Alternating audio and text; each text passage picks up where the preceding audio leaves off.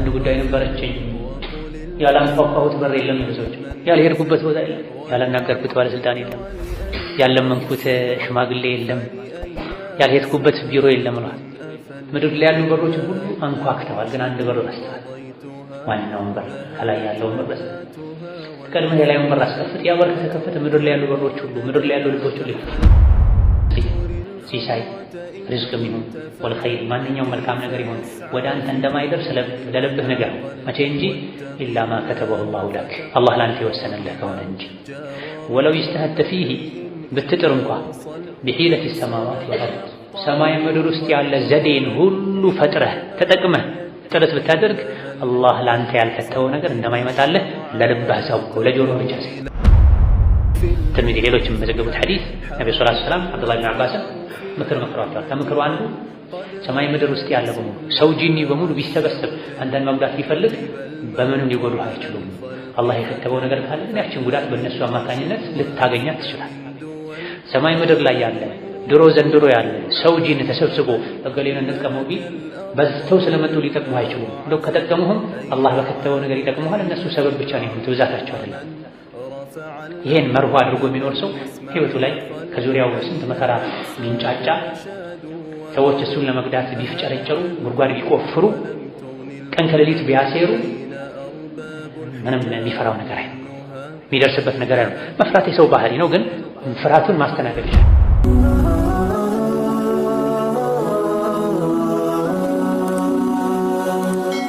ሰብስክራይብ በማድረግ ቤተሰብ ይሁኑ። ብስሚላህ አልሐምዱሊላህ ወሰላቱ ወሰላሙ ዐላ ረሱሊላህ ወዐላ አሊሂ ወአስሐቢሂ ወመን ዋላህ አማ በዕድ። አሰላሙ ዐለይኩም ወረሕመቱላሂ ወበረካቱህ። አዱዓኡ ቢኹሹዕ በኹሹዕ በመረጋጋት አላህን በመፍራት ዱዓ ማድረግ ይሄ የዱዓ አደብ ነው። ወሊየኩን ዱዓኡከ ዱዓህ ይሁን ቢኹዱዕን አካላቶችህ ሰብሰብ ረገብ ብለው ወኹሹዕን ልብህም ፈርቶ አላህ ሊቀበለኝም ላይቀበለኝም ይችላል እስቲ ጸባይን ላሳምር ብለህ። ኹሹዕና ኹዱዕ ተመሳሳይ ናቸው።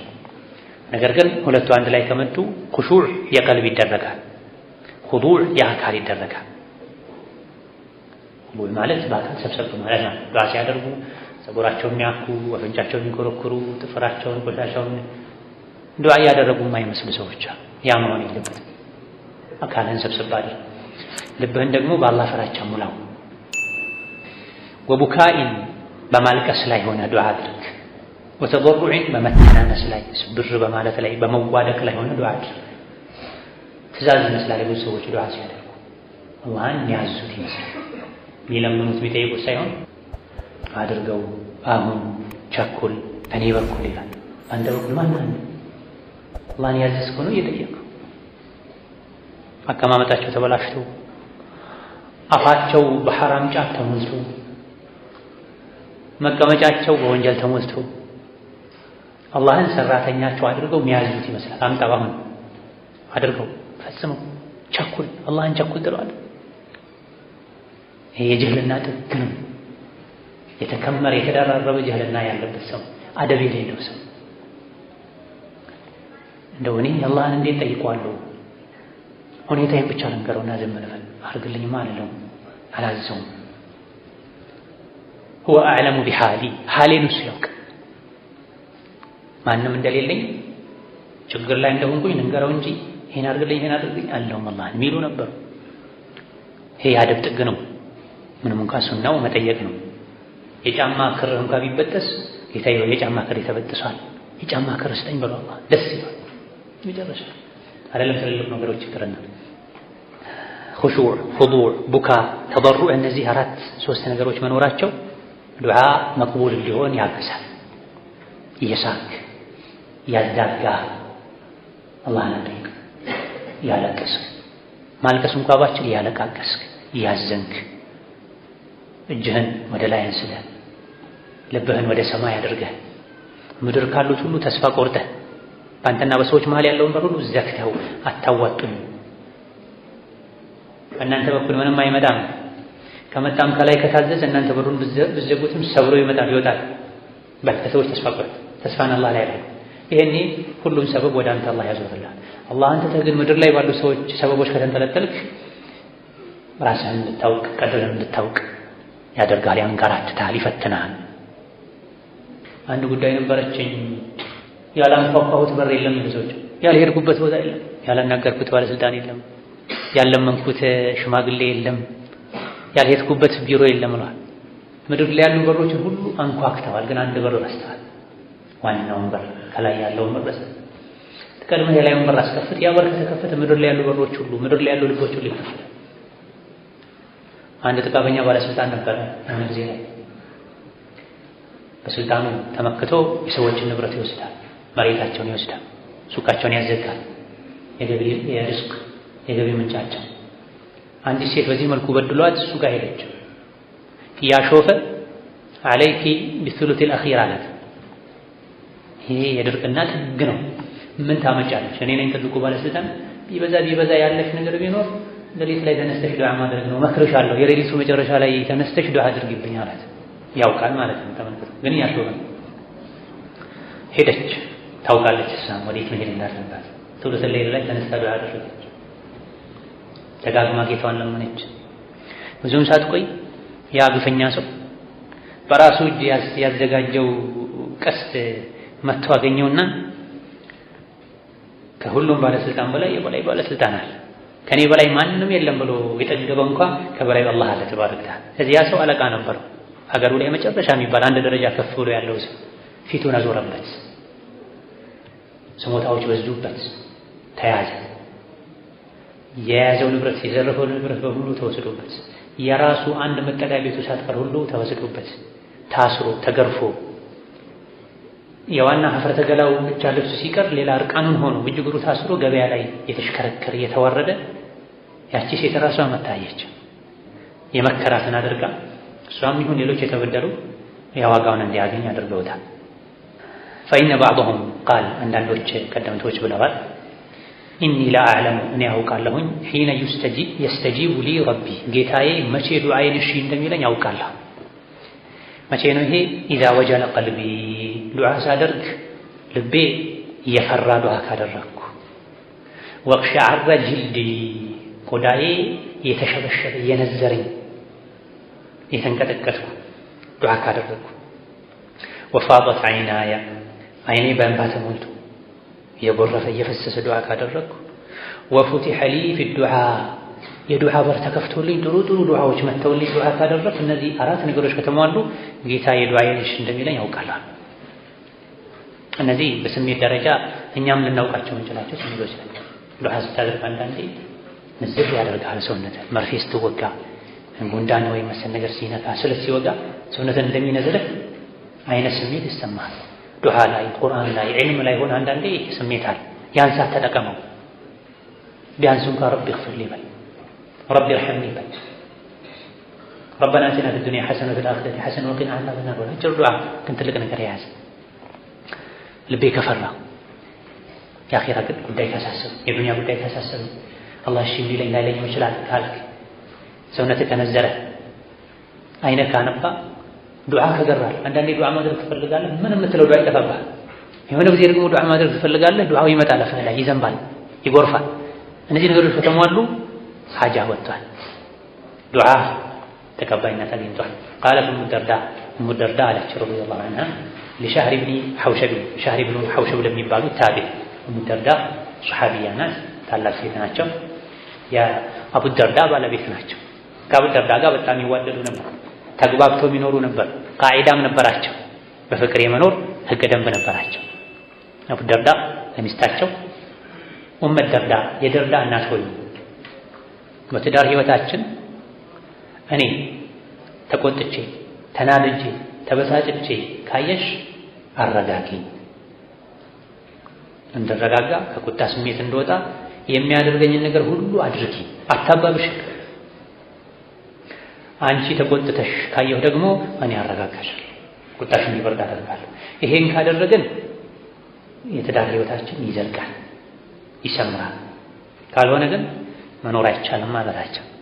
በዚህ መሰረት አብረው ኖረዋል። ያማረ የትዳር ህይወት ነበራቸው። አቡ ደርዳ ቀድመው ሞቱ። ሙዓዊያ ኡሙ ደርዳን ጠየቁ። መልካም ሴት ነበሩ፣ አቂላ ሴት ነበሩ። ሁለት ነገር ነበራቸው። ሴት ላይ በጣም የሚፈለገው ይሄ ነው። አንድ መልክ፣ ሁለት አቅል። ከሁለቱ የቱን ምረጥ ብትባል አቅል ምረጥ። አቅል ሁሉ ነገር ያሳምራል። አቅል ከሌለ ባዶ መልክ ምንም አያደርግ፣ ብዙ መዘዝ ያመጣል። ታዲያ ኡሙ ደርዳ ሁለቱም ነበሯቸው፣ መልከ መልካም ነበሩ፣ ዒልምም አቅልም ነበራቸው። እኔ ከአቡ ደርዳ ጋር ቃል አለን አሉ። ከኔ ጋር ጀነት ላይ መሆን ከፈለግሽ ከኔ በኋላ ሌላ አታግቢ። ነቢዩ ዓለይሂ ሰላቱ ወሰላም አንዲት ሴት ሁለት ባል ከነበራት ጀነት ላይ የምትሆነው ከመጨረሻው ባሏ ጋር ነው ብለዋል ብሎኛል ወዳጅ አቡ ደርዳ። ስለዚህ አላገባም።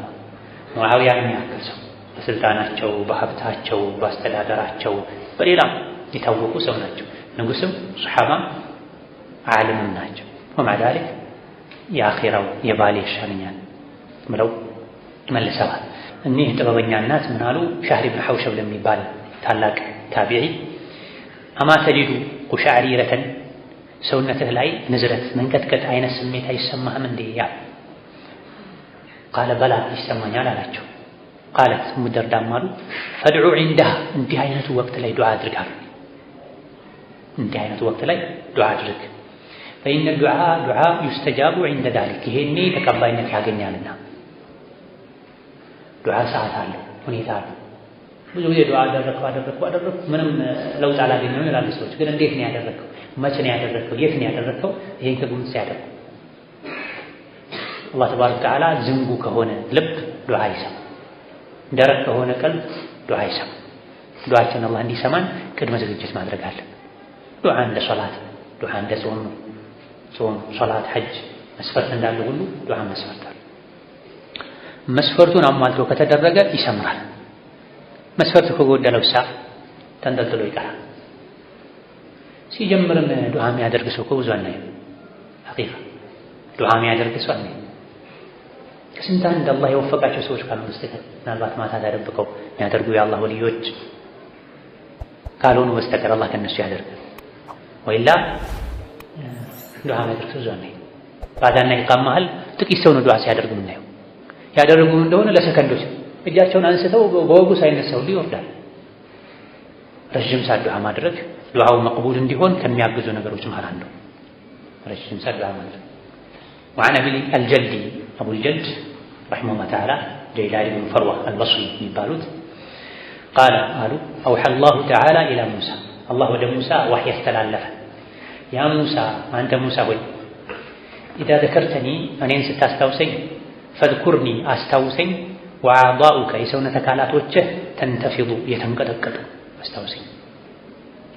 ወኢዛ ደዐውተኒ ስትለምነኝም ፈጅዐል ሊሳነከ መላስህን አድርገው ሚን ወራኢ ቀልቢከ ከልብህ በኋላ አድርገው።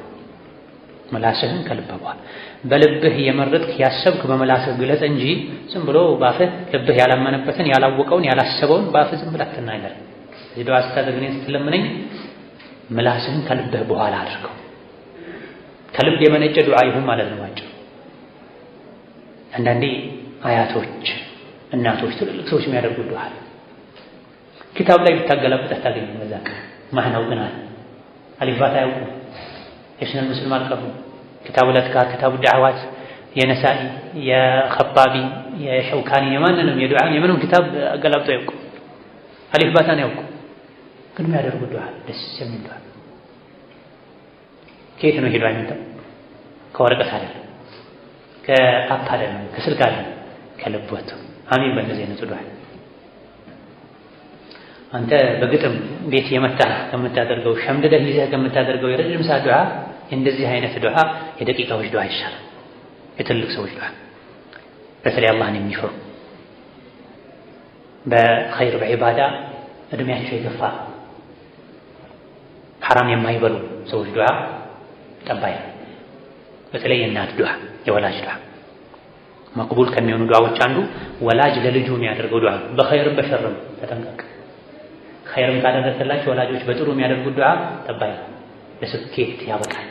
የሰባት ሰማይ በር እንዲከፈትልህ ያደርጋል። ምድር ላይ ርዝቅህን ያሰፋል። ከተቀየሙ፣ ከተቆጡ፣ ከደነገጡም ደግሞ እንደዚህ ነው። ካንተ አልፎ ለልጅህ ሊተርፍ ይችላል። ወኢዛ ደዐውተኒ ፈጅዐል ሊሳነከ ሚን ወራኢ ቀልቢክ ወኢዛ ቁምተ በይነ የደየ እኔ ፊት ስትቆም ለሶላት ለመሰል ነገሮች ፈቁም ቁም መቃመ ዘሊሊ አልሐቂሪ ዝቅ ያለ የተዋረደን ሰው አይነት አቋቋም ቁም። አላህ ፊት ስትቆም ስብር በል ዝቅ በል አትወጣጣር። ወዱመ ነፍሰከ ራስህን ውቀስ ተች ፈሂያ ያንተ የራስህ ነፍስ አውላ ቢዘሚ ሌሎችን ከመውቀስ ይልቅ ይገባታል መወቀስ። ቀኑን ሙሉ ቁጭ ብለህ ማስታወሻ ይዘህ ወይም ደግሞ የአእምሮህን ማስታወሻ ገልጠህ የሰው አይብ ከምትለቅም እገሌ እንዲህ አለ እገሌት እንዲህ አለች እንዲህ ማድረግ አልነበረባትም እንዲህ ማለት አልነበረበትም ብለህ ሰዎችን ከምትተች ሰዎችን ከምትወቅስ የራስህን ነፍስ ውቀስ። ከማንም በላይ መወቀስ የሚገባት እሷ ናት አላቸው አላህ ለማን ለነቢዩላህ ሙሳ።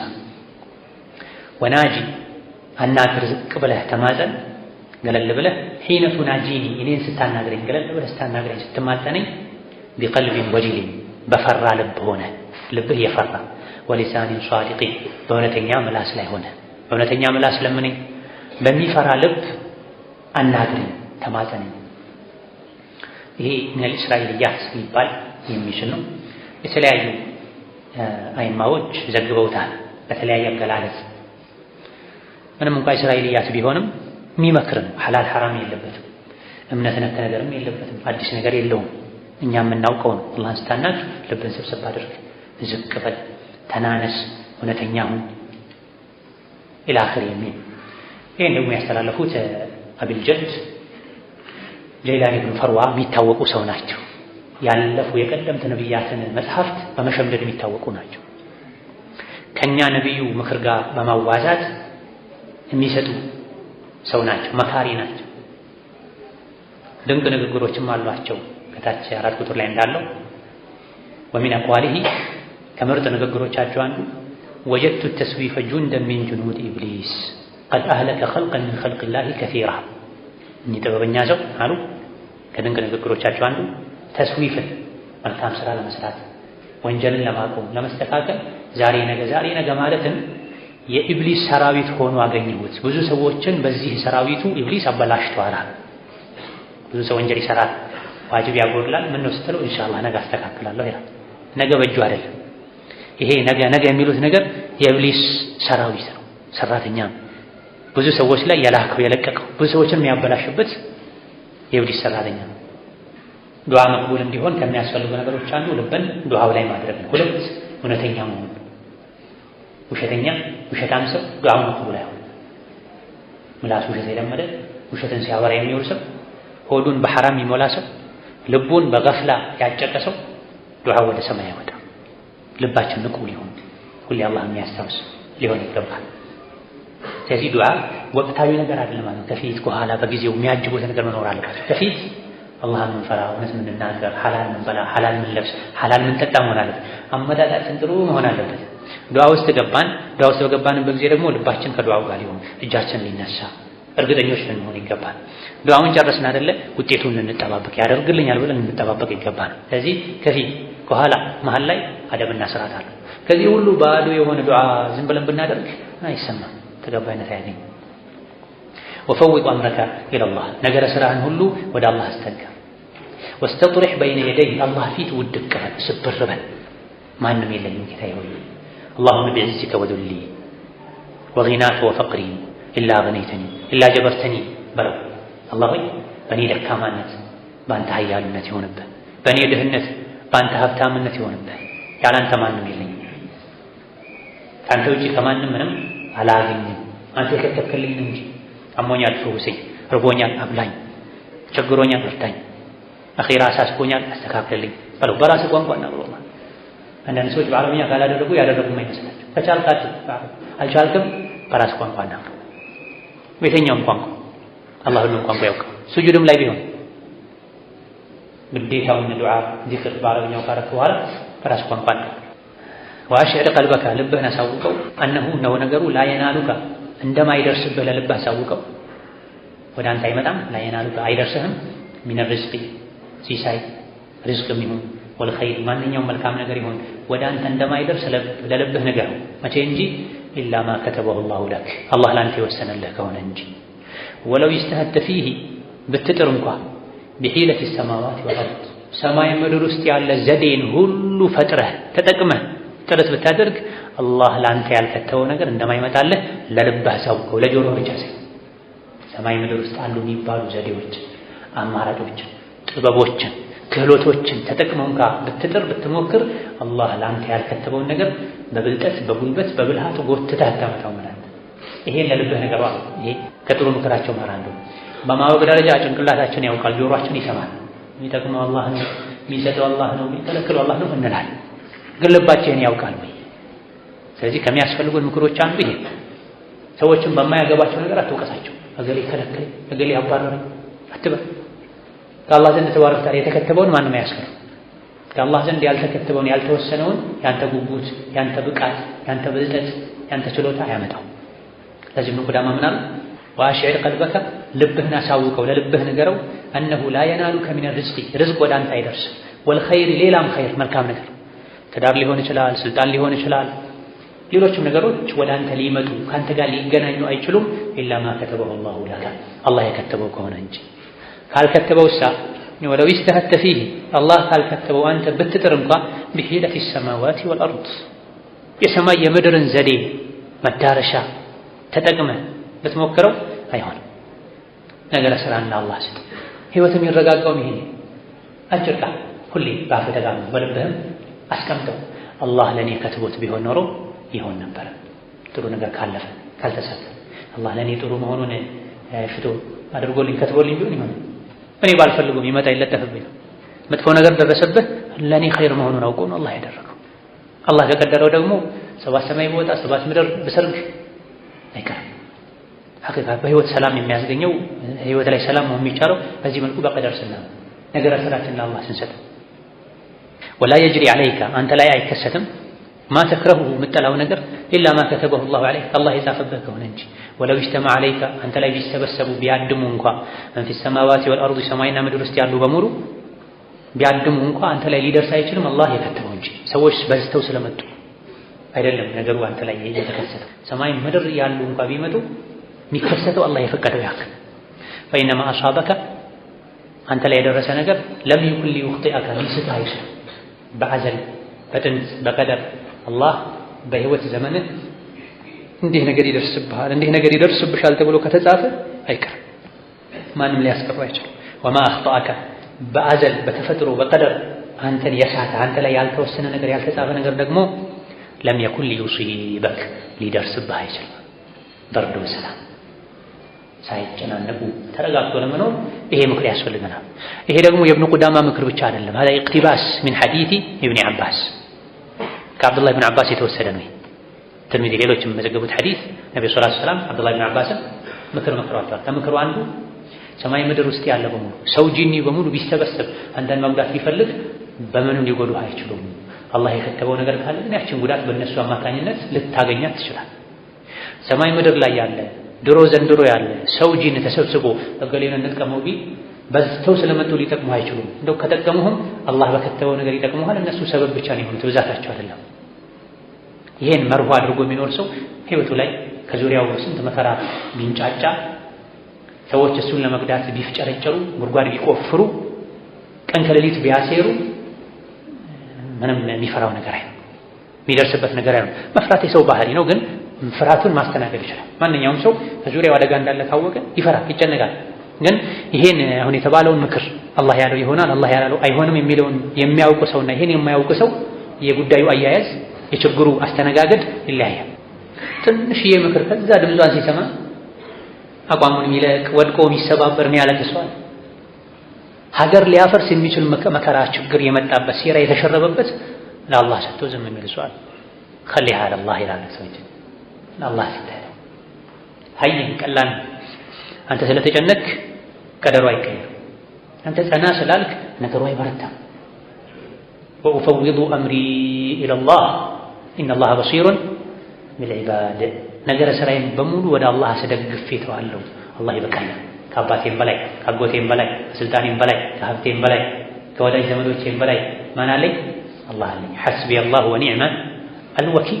ሰዎች የፈለጉትን ያድርጉ፣ ድከሙ ያላቸው ይድከሙ፣ ወደ አንተ አይደርሱም። ሷሊሕን ተመልከት አለይሂ ሰላም፣ ሉጥን ተመልከት አለይሂ ሰላም። ህዝቦቻቸው ሊያጠፏቸው አሲሩ ማታውን ተዘጋጅተው አደሩ። አላህ ሷሊህን በማታ አዳናቸው። እነዚያን አጠፋ። ሊያጠፉ የተነሱትን አላህ አጠፋ።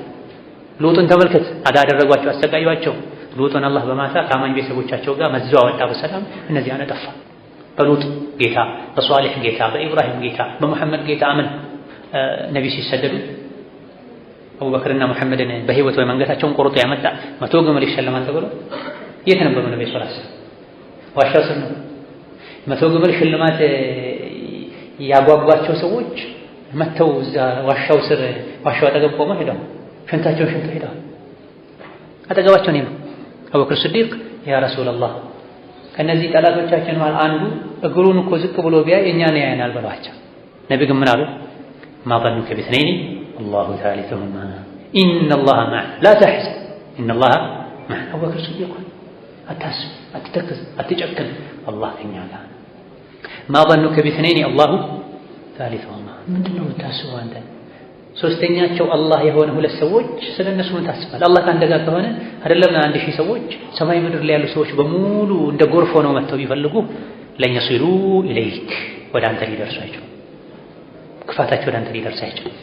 ይሄ ያለ ሀብት ያለ ስልጣን የሚያስከብር ኢማን ነው። በአላህ ከተማመንክ ያለ ስልጣን ባለስልጣን ትሆናለህ። ያለ ሀብት ባለ ሀብት ትሆናለህ።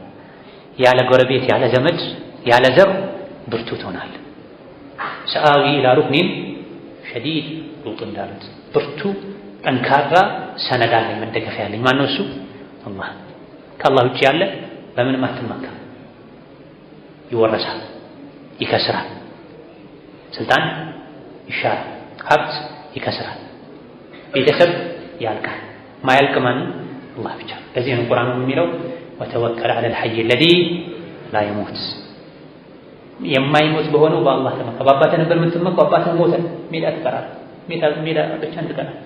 በስልጣንህ ነበር የምትመካው፣ ስልጣን እንደሚታወቀው ወለም ተዱም ዐላ ሐሊን ለያሊሃ፣ ትናንት ባለስልጣን የነበረ ዛሬ ቆሻሻ ለቃሚ ሆኗል።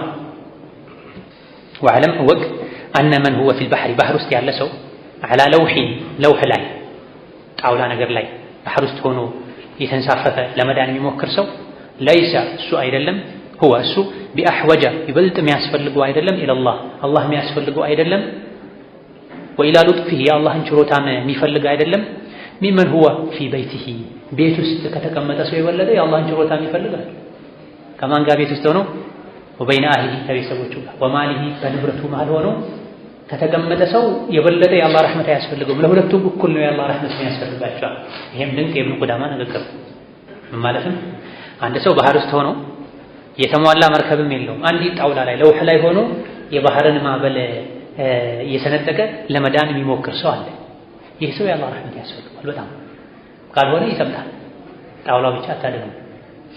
ይህ ሰው የአላህ ረሕመት ቢያስፈልገውም ነገር ግን ለሱ የሚያስፈልገው ረሕመት ቤት ቁጭ ብሎ ከሚስቱ ከእናቱ ከልጁ ከአባቱ በገዛ ቤቱ በሀብቱ ተከቦ የተቀመጠ ሰው የሚያስፈልገው ያክል ረሕመት ነው የሚያስፈልገው። ወይም በሌላ አነጋገር ባህር ውስጥ ሆኖ በአንዲት ጣውላ ለመውጣት የሚሞክር ሰው ረሕመት የአላህ ረሕመት የአላህ ጥበቃ የአላህ ክብካቤ እንደሚያስፈልገው አንተ ቤት ውስጥ ቁጭ ብለህ ከእናትህ ከሚስትህ ከልጅህ ከሀብትህ ቁጭ ብለህም ያ ረሕመት ያስፈልግሃል።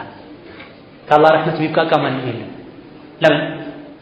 ፈኢነ ልአስባብ አለቲ ظهرت له بيد الله تعالى ቤቱ ቁጭ ብሎ በጸጋ ያለ ሰው ከዙሪያው ያሉ ይፋ የወጡ ቢታዩ የአላህ ኒዕማዎች እሱ ጋር ያሉ ኒዕማዎች ቤቱ፣ ንብረቱ፣ ሰላሙ፣ ሀብቱ የማን ነው? የአላህ ነው። ታዲያ ይሄ ምን ማለት ነው? ከፈለገ አላህ ይወስድብሃል ነው። ከፈለገ አላህ ይወስድብሃል። ዛሬ ቤት አለ በየአይነቱ፣ መኪና አለ በየአይነቱ፣ ልጅ አለ በየአይነቱ፣ ወንዱ ሴቱ ቢታዘዙ ምንም ሳታስበው ምንም ሳታውቅ ያለ ምንም ቅድመ ሁኔታ ማታ ተኝተህ ስትነሳ አላህ ያድርገው ከእንዲህ ሙሲባ አላህ ይጠብቀን 4-5 ልጆችን ሞተው ልታገኝ ይችላል። እጅህም እግርህም ዓይንህም ጆሮህም ያንተ መሆኑ ቀርቶ ባዳ ሆኖ ሽባ ሆኖ ልታገኘው ትችላለህ። የኔ ብለህ ትኮራበት የነበረው ሱቅ፣ መጋዘን፣ ካምፓኒ ተቃጥሎ ልታገኘው ትችላለህ። በጎርፍ በመሬት መንቀጥቀጥ ዜሮ ሆኖ ልታገኘው ትችላለህ። ስለዚህ ቤት ውስጥ ሆነህ በጸጋ ያለኸው አንተም ባህር ውስጥ ሆኖ መከራ የሚጋፈጠው አንድ ምስኪንም የአላህን ረሕመት ሁሌ ከመከጀል አንጻር ምንድን ናቸው? ሁለቱም እኩል ናቸው። ምናልባትም አንተ የበለጠ የአላህ ረሕመት ሊያስፈልግህ ይችላል። ለምን ካልክ አንተ በሰላም ነው ያለሁት ብለህ ትዘናጋለህ። ያ መከራ ውስጥ ነው ያለሁት ብሎ ይጠነቀቃል። አላህ አላህ አላህ አላህ ይላል። ይሄን ሁሌ መወቃል። አንተ ጋር ያለው ኒዕማ አንተ ጋር ያለው ጸጋ በችሎታ ያገኘው አይደል። አንዳንድ ሰው ቀብረር ሲል ጭራሽ ትንሽ የማያስከር የትናንት ማንነቱን ይረሳል። ትናንት የሰው ቤት በር ጠብቆ በረኛ ሆኖ ወይም ዘበኛ ሆኖ አሊያ ደግሞ የሰው ጫማ ጠርጎ አሊያ ደግሞ የሰው ቤት አጽድታ እንዳሳለፉ ይዘነጉታል። የሆነ ኒዕማ ሲያገኙ ኢነል ኢንሳነ ኹሊቀ ሀሉዓ ኢዛ መሰሁ ሸሩ ጀዙዓ ወኢዛ መሰሁ ልኸይሩ መኑዓ። ሲንቀባረሩ ሰውን ሲንቁ የትናንት ማንነታቸውን ሲረሱ ይታያል። አላህ ተባረከ ወተዓላ አይረሳም። እምቢ ካልክ መልሶ ሊያወጣ ይችላል። አንድ ሰው ኹጥባ እያደረገ ሳለ የሀገሩ መንግስት መጣ። መንግስቱን ለማድነቅ ማ ዐበሰ ወማ ተወላ ማ ዐበሰ ወማ ተወላ ምን ማለት ነው? አሽሙር ነው። ማሸመር ማይቻል ሰው ላይ ማሸመሩ ነው። እሱ ነቢይ ነው አለይሂ ሰላቱ ወሰላም የተቻለ መንግስቱን ያውቆ ስንት ጥፋቶች፣ መዘዞች፣ ችግሮች ያሉበት ሰው ነው። እሱን ለማድነቅ እሱን ለመስቀልና በሱ ምክንያት ለመሰቀል ለመክበር ብሎ ማ ዐበሰ ወማ ተወላ ነብዩ ዐበሰ ወተወላ ተብሏል። ጭራሽ ከነቢይ ማስበለጡ ነው። እሱ ይህ መንግስታችን ማንም እሱ ጋር ቢመጣ ኮስተር አይልም፣ ፊቱን ያዞርማ። እሱ መክበር ነበር የፈለገው፣ ተዋረደ። ከጥቂት ዓመታት በኋላ ያ ሚንበር ላይ ወጥቶ ከፍ ብሎ አላህን ከፍ ማድረግ ሲገባው ባለስልጣንን ሚንበሩ ላይ ከፍ ማድረግ ፈልጎ ባለስልጣኑን ከነቢይ በላይ ከፍ ለማድረግ ማ ዐበሰ ወማ ተወላ ያለው ሰው ወርዶ ከሚንበር ወርዶ ከሰፍም ወጥቶ ከውጭም ወጥቶ የመስጂዱ በር ላይ ቆሞ ለሰዎች ጫማ ያጸዳ ብር ሲቀበል አየሁት ባይኔ በላ። አላህ አዋርዶት አላህ አሳንሶት ለታ የዛሬ ማንነት ናት። የቀደር ጥፊ ሊያገኝ ይችላል። አተርፍም አብዘህ ከተንቀባረርክ የትናንት ማንነትን ከረሳ መጥፎ የቀደር ምት ያገኛል። ፈኢዛ ሐቀቅተ ይሄን ካጸደቅ ካረጋገጥክ በውስጥ ካጸና ሀዳ ፊ ቀልብክ ልብ ውስጥ ይሄን ካጸናኸው ፈዕተሚድ ዐለላህ በአላህ ላይ ተመካ። ኢዕቲማደል ገሪቂ ጎርፍ የወሰደው ያለ የሰመጠ ያለን ሰው አይነት መመካትን ተመካ። አለዚ ላ ያዕለሙ ለሁ ለሱ የማያውቅ የማያገኝ ሰበበ ነጃትን የሚድንበትን ሰበብ ገይረላሂ ተዓላ ከአላህ ውጭ። አንድ ሰው ሰመጠ፣ ጎርፍ ይዞት ሄደ፣ ምንም ይዘው የሚጨብጠውን አጣ። እዚህ ቦታ ላይ የሚያድነኝ አላህ ብቻ ነው አለ። አንተ የጎርፍ አደጋ ባይገጥምህም ምንጊዜም በህይወትህ በዚህ ልክ በአላህ ተማመን። በአላህ ተማመን። ሀብት አለ፣ አላህ አንተን የሰጠኝ አንተ ጠብቅልኝ በል። ጤና አለ፣ ጠብቅልኝ በል። በችግርም በድሎትም ጊዜ ከአላህ ተባረከ ወተዓላ አትራቅ። አላህን ተባረከ ወተዓላ አዘንጋ። ሰበቡን አድርስ። በአላህ ተመካ ማለት እጅግርህን አጥፈህ አላህ ያድነኛል በል ማለት አይደለም። ሰበቡን ከማድረስ አርሶ አደር አርሶ ዘርቶ ምርት ይጠብቃል። ነጋዴ ሱቁን ከፍቶ ገበያ ይጠብቃል እንጂ ቤት ቁጭ ተብሎ ኸይር አይጠበቅም። ሰበብ ከማድረስ ጋር እንጂ